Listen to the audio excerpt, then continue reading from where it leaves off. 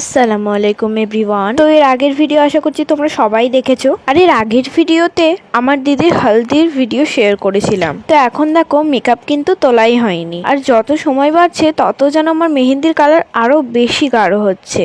আর এখানে তো হলদির পার্টটা শেষ করে আমাদের হালত একেবারেই শেষ, আর বিছানার অবস্থাটা কি তোমরা দেখতে পাচ্ছ?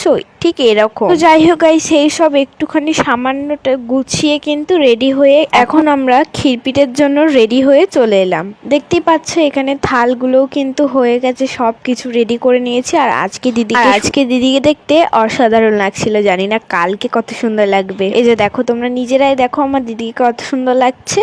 ওয়েট আমাকেও দেখতে পাবে, দাঁড়াও। এই যে হচ্ছে আমার লুক, আর আমার এই লুকটা তোমাদের কেমন লাগলো অবশ্যই কিন্তু কমেন্ট করে জানাবে। তো যাই হোক গাইস, প্রথমেই বলে দিই ভিডিওটা কিন্তু খুবই ছোট, কারণ আমি বেশি ক্লিপ নিতে পারিনি। দেখো, বাড়ির বিয়ে বলে কথা, নিজে এনজয় করবো না ব্লগ করবো সেটাই বুঝতে পারছিলাম না, তাই যেটুকু পেরেছি সেটুকু তোমাদের সাথে শেয়ার করছি। তো ওখানে ক্ষীরপিঠে প্রোগ্রামটা শেষ করার পর এখানে মেহেন্দি প্রোগ্রাম আবার শুরু হয়ে গেছে। দেখতেই পাচ্ছ এখানে এক দিদিভাই এসেছিল মেহেন্দি পরানোর জন্য, তাই দেখো দিদিও কিন্তু রেডি হয়ে গেছে মেহেন্দির ড্রেস পরে, একদম সাজুগুজু করে মেহেন্দি পড়তে বসতে।